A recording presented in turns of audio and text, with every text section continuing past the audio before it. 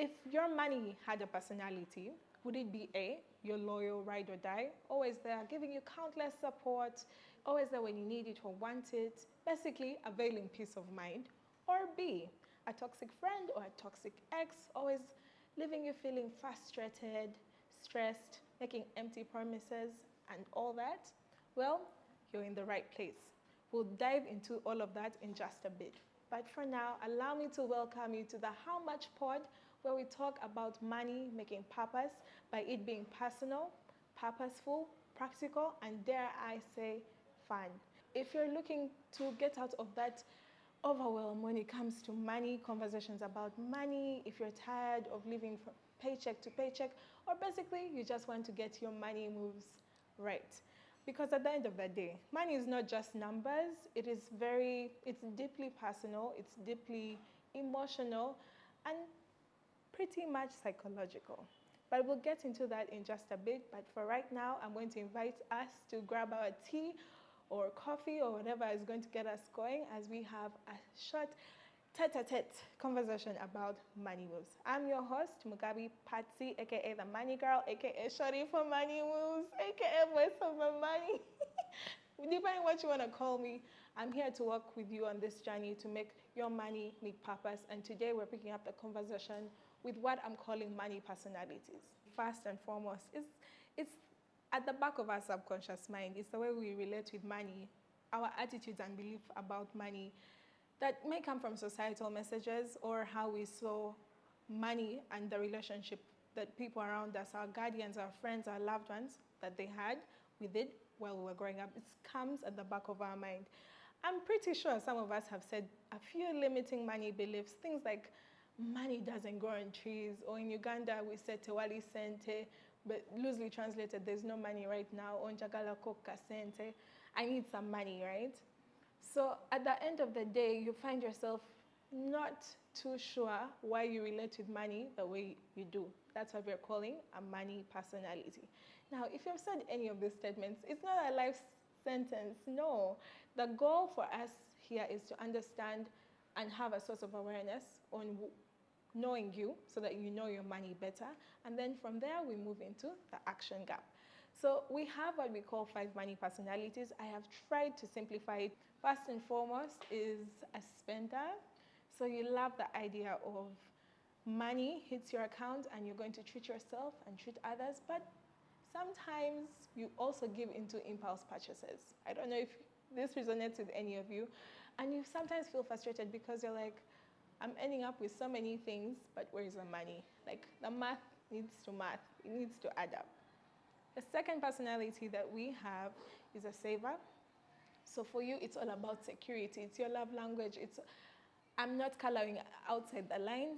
So sometimes you might find yourself feeling a bit guilty for spending on yourself, for treating yourself. So you're just like, no, I should have saved that money. It should have helped me to do X, Y, and Z. We also have an investor. This money personality is all about wealth creation. So it's not only about money. At the end of the day, it also has to be a long-term game. How is my money growing?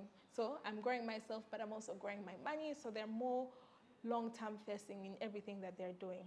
Then there are people called avoiders.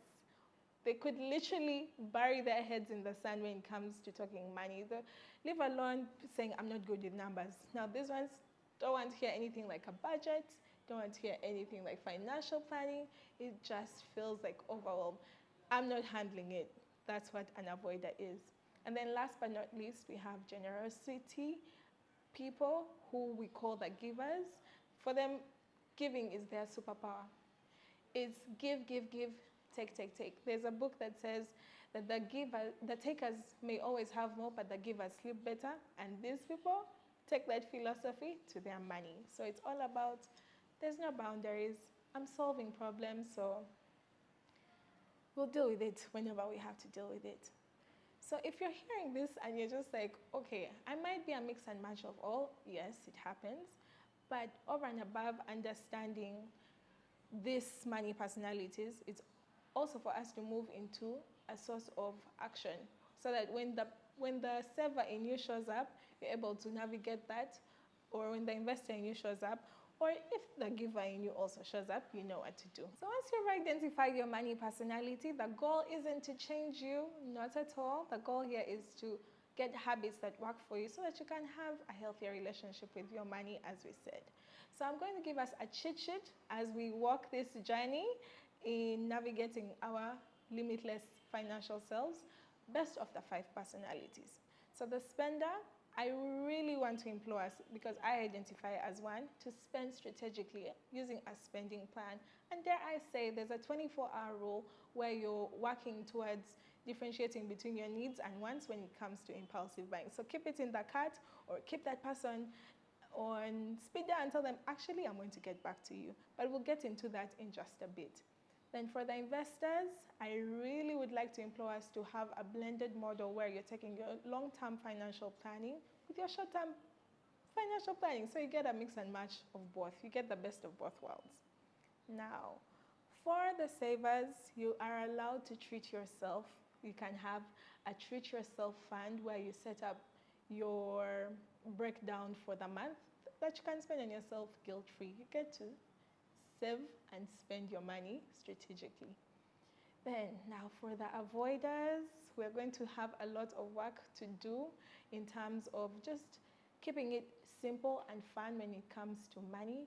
As simple as having a financial date where you take yourself out and say, this month I'm automating expenses X, Y, and Z. And if your income fluctuates, for example, for some of us who are creatives, we'll also get into that in the next episode. I don't want to give too much away. But last but not least, it's the generous people, the givers.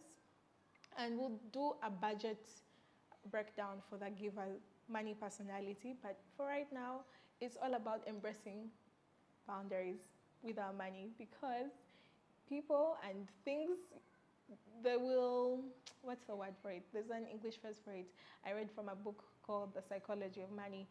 And they say that if you keep asking yourself, where are these things going and where is in my money here, you end up with the things as opposed to your money. So it also comes back to having a spending plan or a giving plan, that you're able to say, out of the money I get, this percentage, 10% or 20%, a percentage that's practical for you is what I'm going to be putting aside. So my goal, friends, because we're working towards a similar goal here of being limitless in our finances, I'm imploring us to sit back, enjoy the ride. We have started the work of having a healthier relationship in our money. We have done the awareness step, which is the first one, and then now we're moving into action. So in the next episode, we're going to be covering how money personalities affect our loved ones. So that's your family, your friends, your lovers. We're going to bring it to a whole new level of practicality. But without saying too much, I want to also ask and thank you for watching this far or listening in this far. And I'd genuinely love to hear your feedback. So please feel free to tag us or share your story at the How Much Pod or at Patsy Mugabe, so that we're able to have some real-life conversations about the limitless money moves that we're making. Until the next episode, catch you, keep your cash, you're there, pun intended, but also keep your journey of limitless finances flourishing and thriving.